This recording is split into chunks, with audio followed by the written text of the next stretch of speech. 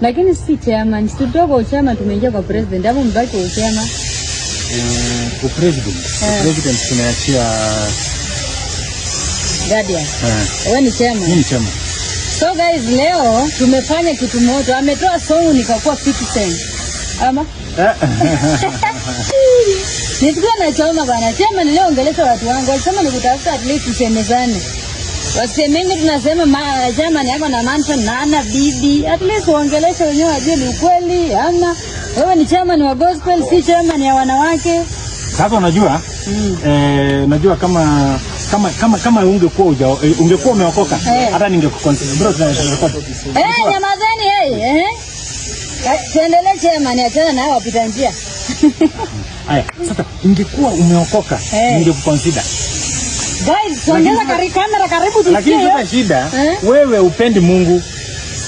Wewe